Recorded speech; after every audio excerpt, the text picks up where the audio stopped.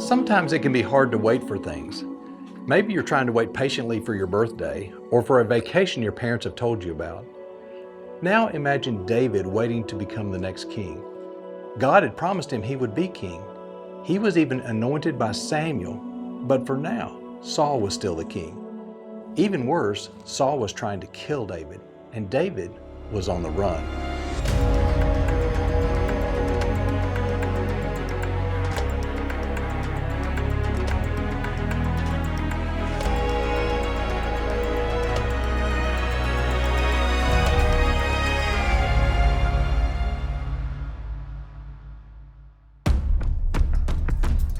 After David killed Goliath, he became very popular with his fellow Israelites. He went on to be a great warrior. He was even best friends with Jonathan, Saul's son. All of this popularity made King Saul jealous of David, and he tried to kill him. David ran away and hid in a very remote part of Israel, in a cave called the Cave of Adullam.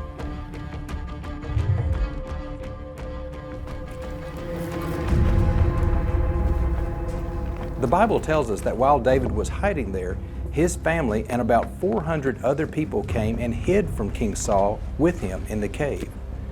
Imagine Israel's next king hiding in a cave.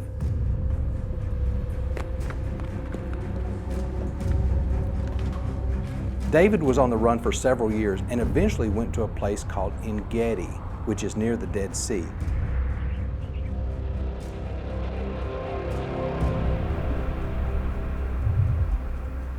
This part of the country is very dry. You can't survive very long out here without food, water, or shelter. David found all three of these things here in the deep canyons where water flows all year round. And there are caves here where David hid with all of his men that were loyal to him. One day, while King Saul was chasing David, he went into one of these caves. David was in the cave with Saul and could have snuck up and killed him, ending this dangerous time on the run. But he didn't.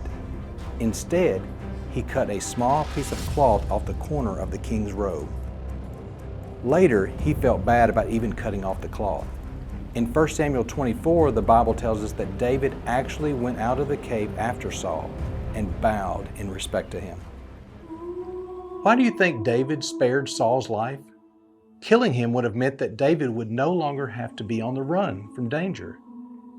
Killing him would also have meant that David could take his rightful place as king of Israel.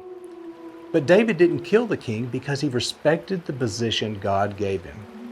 David recognized that it wasn't time for him to be king yet because Saul was someone anointed by God. We need to respect our leaders just like David did, whether it's our parents, teachers, elected leaders, or church leaders. It's important to recognize that God has put those people in charge for a reason. Unless they're asking us to disobey God and do something we shouldn't, we need to listen and respect what they tell us to do. They won't be perfect leaders, but respecting God means respecting the people who have authority over us.